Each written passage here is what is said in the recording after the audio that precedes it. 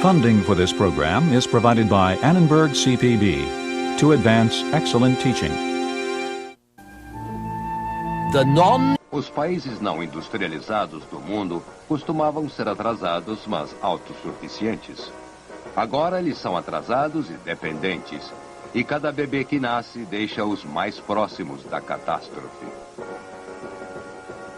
O terceiro mundo, neste episódio de A Tradição Ocidental.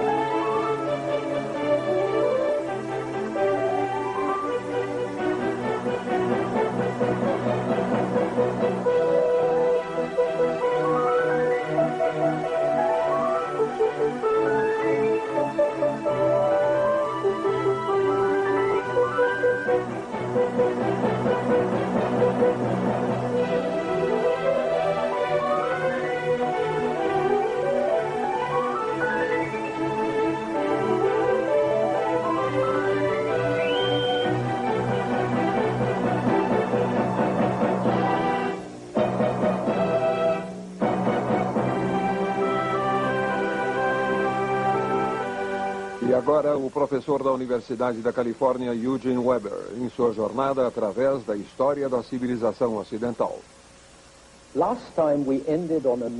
No último episódio, encerramos com uma virada. Na segunda metade do século XX, o Ocidente capitalista estava tornando-se mais socialista. O mundo soviético tornava-se mais como o velho regime czarista, que deveria substituir. E havia até uma renascença do nacionalismo e socialismo, especialmente nas antigas colônias do Ocidente.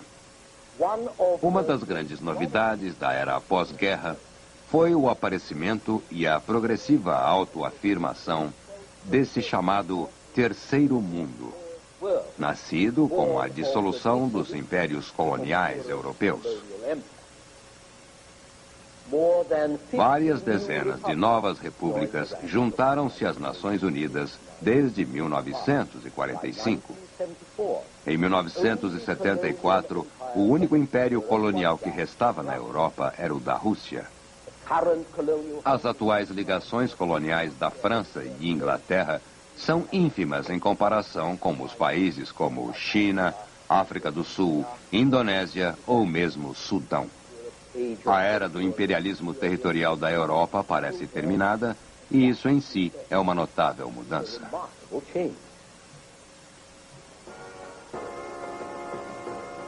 Mas os empreendimentos coloniais do passado deixaram suas fortes marcas. Se eles foram dominar, ensinar, ordenar ou explorar, os europeus tinham que revolucionar, quando não destruíam as sociedades, povos e culturas que tocavam.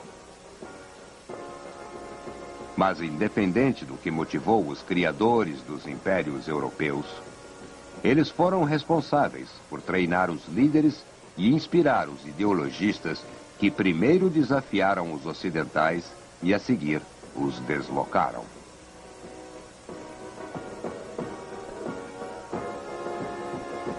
Por um lado, a necessidade das nações industrializadas de interferir naquelas menos desenvolvidas, como a Inglaterra fez com a Índia, aumentou enquanto as comunicações cresciam, encolhendo o mundo, e o comércio uniu partes distintas, formando um todo homogêneo.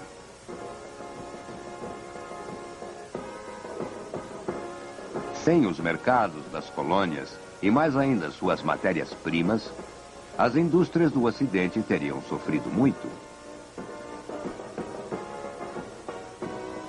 Por outro lado, os países mais atrasados só poderiam igualar-se a seus exploradores em riqueza e poder se desenvolvessem capital, habilidades e sistemas de valor como no Ocidente, ou seja, facilitando ainda mais a intervenção e controle por estrangeiros de seus assuntos internos.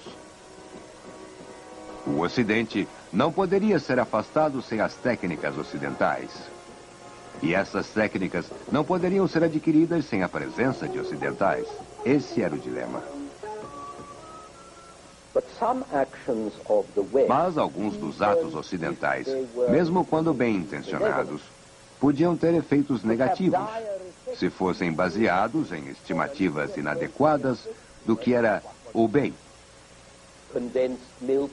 Leite condensado para bebês, alimentos sólidos para pessoas esfomeadas, água gelada nos desertos, são coisas que podem prejudicar ou matar.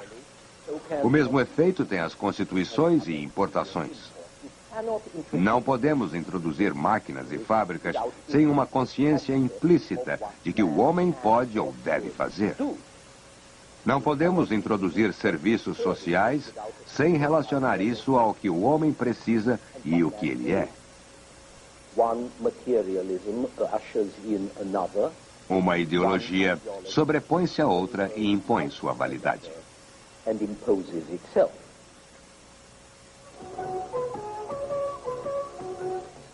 Os conceitos europeus de propriedade, por exemplo, foram tão nocivos para as culturas do terceiro mundo como as armas e técnicas europeias. Quando as terras que antes eram mantidas e cultivadas por comunidades foram divididas e tratadas como pedaços de propriedade, sujeitas à venda, transferência ou hipoteca por um dono específico, as formas tribais ou comunitárias de ligação com a terra foram destruídas, e com elas, a sociedade, os artefatos, as tribos que haviam evoluído em estruturas bem diferentes das ocidentais. Como a terra, a mão de obra também teve que ser adaptada aos conceitos e necessidades dos europeus. As antigas formas de organização do trabalho foram substituídas, às vezes pela força, por salários em dinheiro, mercados abertos, horários regulares e, acima de tudo, pela noção do trabalho como um valor ético, em vez de apenas como uma necessidade. Naquilo que a Europa levou 500 anos para evoluir, da Idade Média até o mundo moderno, as sociedades asiáticas e africanas foram forçadas a viver em 2 gerações.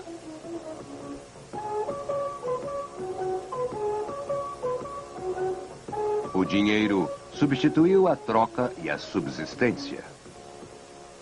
O câmbio eliminou a autossuficiência. Milhões de pessoas que jamais usaram dinheiro aprenderam a conhecer seus prazeres ou foram levados por impostos a adotar atividades que produzissem dinheiro. A eficiência substituiu a aleatoriedade.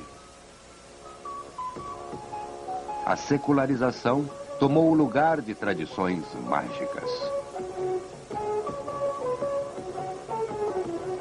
Leis e administração substituíram os costumes. Burocracias impessoais tomaram o lugar de relacionamentos humanos. Houve algumas melhorias, mas tudo isso significou conflitos. Uma sociedade após outra foi afetada por conceitos alienígenas, geralmente aplicados com pouca compreensão de um passado histórico ou da estabilidade decorrente de práticas nativas. Pessoas que viviam dentro de uma paz intelectual em suas culturas de costumes foram levadas às possibilidades e inseguranças da mutação. E elas não podiam desafiar seus senhores. Mas o progresso colonial não é tão simples como costuma ser descrito e não ocorre de modo linear. O dominador não apenas governa o dominado, ele infiltra-se em sua consciência, suas vidas, sua cultura. Ele assume o controle de todas as formas. Indianos e nigerianos passam a imitar cavalheiros ingleses.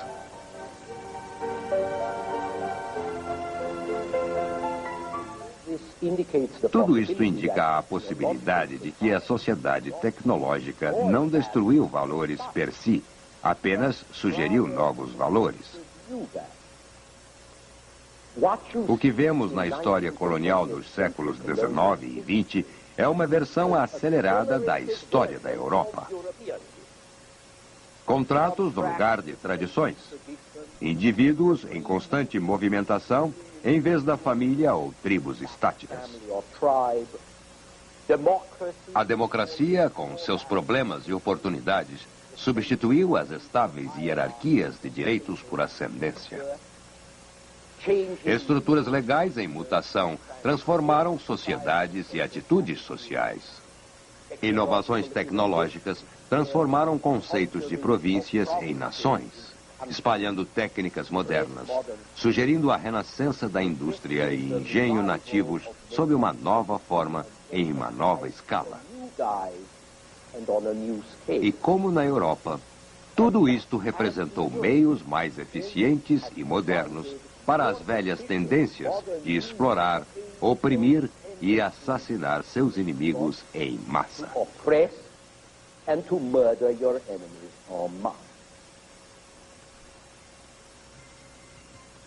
Hoje, com o mundo todo à nossa porta, podemos ver que o tempo não passou à mesma velocidade para todas as nações.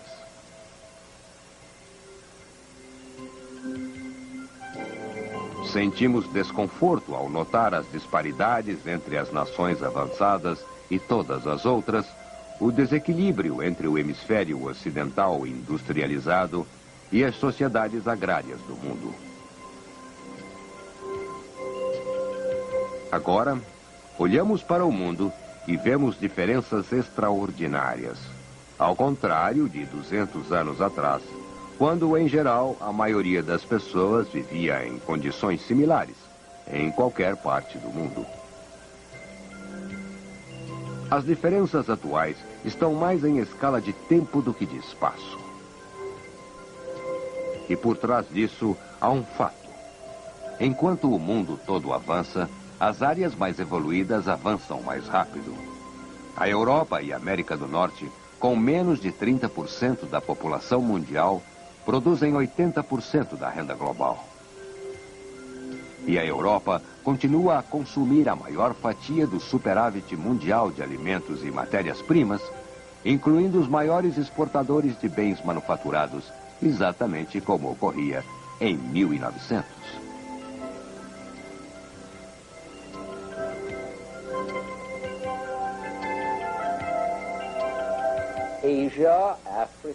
Ásia, África e América Latina também estão aumentando sua produção, mas não tão rápido, e sem obter tantos lucros com a venda de matérias-primas à Europa, porque uma mudança, outra grande mudança, aconteceu. O maior volume de comércio ocorre entre as próprias nações industrializadas e não entre os países industrializados com suas antigas colônias. Europa e Estados Unidos demandam menos matérias-primas mundiais do que faziam 70 anos atrás. Assim, produtores na Ásia, África e América do Sul, com sua borracha, petróleo e metais, vendem menos e em piores condições do que antes, porque a demanda por seus produtos diminuiu ou é apenas mantida por meios artificiais. Um país como o Ghana produzia mais cacau em 1964 do que em 1954, mas faturava menos da metade dos valores de uma década antes. E desde a crise do petróleo, em 1973, a situação ficou ainda pior. Em 1970, a carne de uma vaca africana comprava um barril de petróleo. Agora são 8 vacas para comprar o mesmo barril.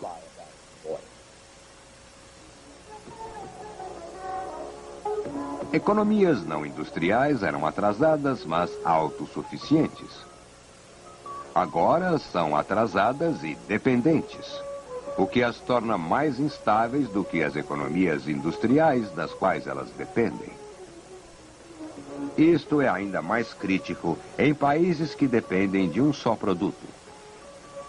Em geral, muitos países ainda têm um único produto como responsável por mais da metade de suas exportações, vivendo uma existência precária, sempre à beira da catástrofe, com qualquer oscilação nos preços internacionais de commodities. Ao mesmo tempo, essas economias viram-se encurraladas entre a crescente demanda por bens de consumo e uma oferta insuficiente. O resultado é a inflação avassaladora.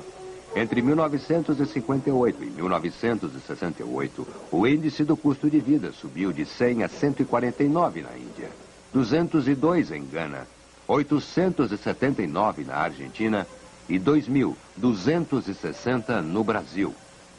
Países em que o anacronismo e a modernização vivem em colisão.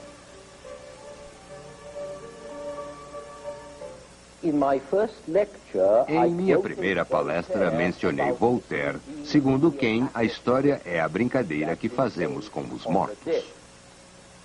Mas às vezes eu pergunto, seria a história o conjunto de brincadeiras que os mortos fazem conosco e que nós fazemos uns aos outros? Só descobrimos as brincadeiras como minas que explodem em sequência sobre nossos pés. E a explosão demográfica pode ser a mais trágica das brincadeiras humanas.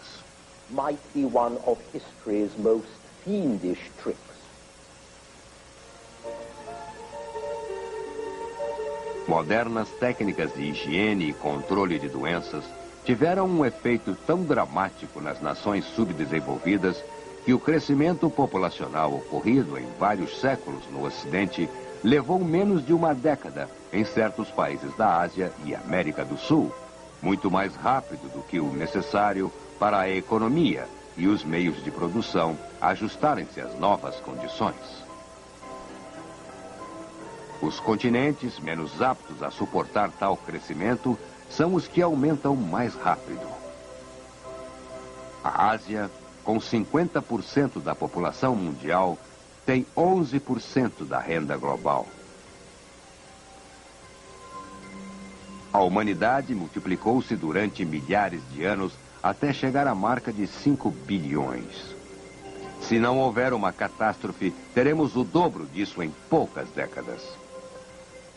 No entanto, a maioria destas massas, que não é mais indefesa ou silenciosa, que cresce em volume com os avanços médicos do Ocidente, não pode pagar pelos confortos, máquinas ou alimentos ocidentais.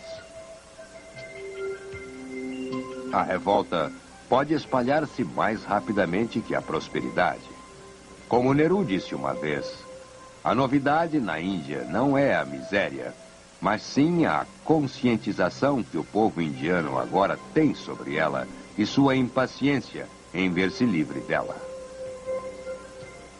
Mas enquanto um fazendeiro americano pode alimentar 44 pessoas, um francês 12 e um russo 5, o produtor médio de um país subdesenvolvido geralmente só alimenta a si próprio de forma adequada e, quando muito, mais uma pessoa. São necessárias 15 vacas na Índia para produzir o leite tirado de uma só vaca americana. 7 acres de arrozais vietnamitas produzem o mesmo volume que é produzido por um só acre na Austrália. Infelizmente, não há razões para pensar que os países famintos, cuja população no ano 2000 será superior a 5 bilhões, 4/5 do total projetado para o planeta, que estas nações possam ser modernizadas em tempo hábil para evitar a miséria, o sofrimento, a penúria explosiva. Quanto maior a população, menores serão as chances de melhorar as condições de vida. Quanto piores as condições de vida, menor será a chance de reduzir o crescimento da população. Quanto maior a pressão populacional sobre os recursos disponíveis, menores serão os recursos para aumentar a produtividade, melhorar as condições de vida e criar as possibilidades e atitudes que levam ao controle populacional.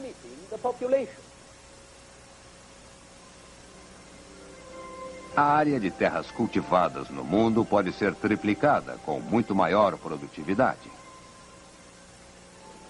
Uma dieta mais plena e balanceada pode reduzir ainda mais o crescimento populacional. Estudos recentes mostram que sociedades famintas, cuja dieta é deficiente em proteínas, são mais prolíficas, enquanto as dietas ricas em proteínas reduzem as taxas de fertilidade. Também é possível reduzir a taxa de nascimentos para compensar a menor taxa de mortes.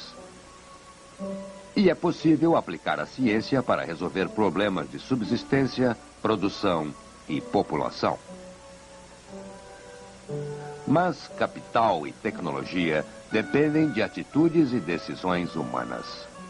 Neste sentido, a década de 80 testemunhou enormes progressos na Índia e na China, mas regressões igualmente marcantes em outras áreas.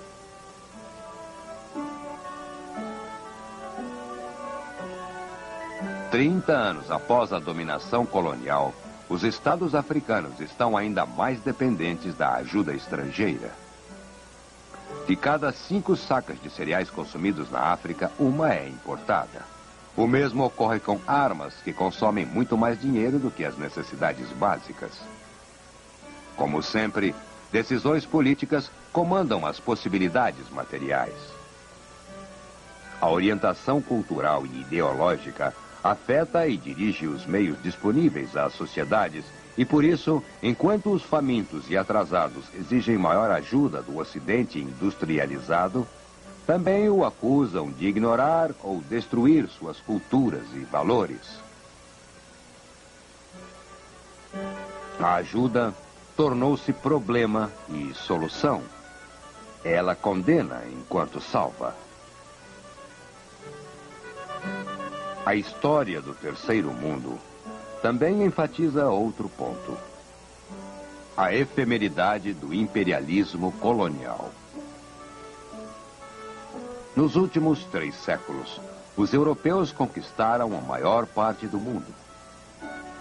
Eles colonizaram, deixaram suas marcas com sua cultura e tecnologia, mas não precisavam de colônias para isso. E a era colonial foi apenas um breve episódio na história do Ocidente. Lembrem-se de que as colônias eram uma forma não econômica de explorar povos. Mas mesmo este breve interlúdio teve um efeito dramático e até devastador no terceiro mundo, e que pouco havia mudado durante milhares de anos.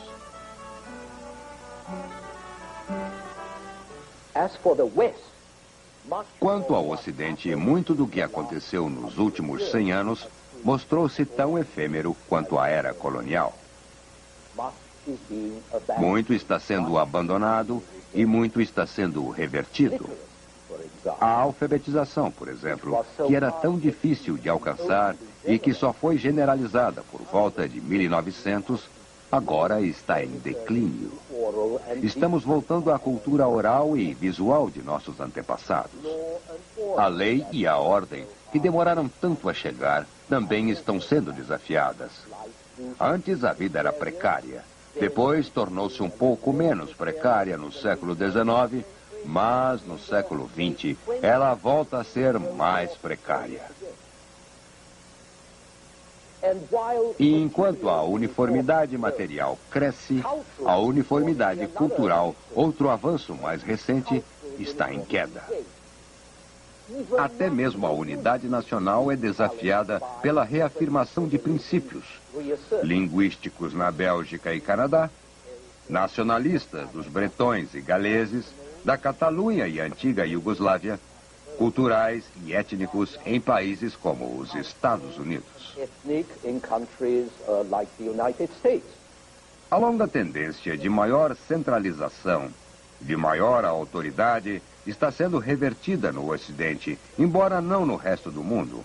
E a tendência que durante 3 ou 4 séculos tentou impor padrões de razão e discurso racional, agora enfrenta a forte concorrência das ciências, das artes e da política da irracionalidade. Afinal, é difícil ser racional num mundo irracional. Isso não é racional. Então, estamos regredindo às situações que nossos antepassados combateram, alteraram e venceram. E seja qual for o significado, isto sugere que a experiência histórica não é uma progressão linear. São meandros a percorrer. Um rio em cujas águas você jamais pisa duas vezes, é claro. Step twice, of course, but also one whose curves ever approach each other and ever flow through new, unexpected territory. Next time, the technological revolution. Until then.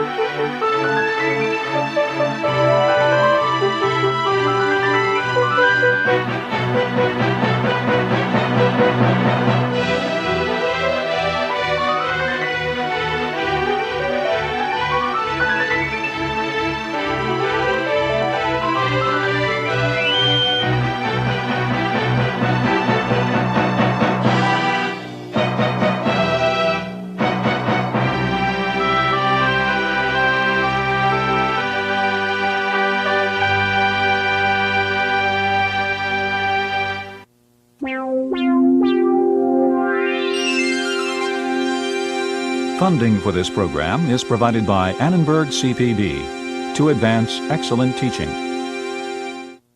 For information about this and other Annenberg CPB programs, call 1-800-LEARNER and visit us at www.learner.org.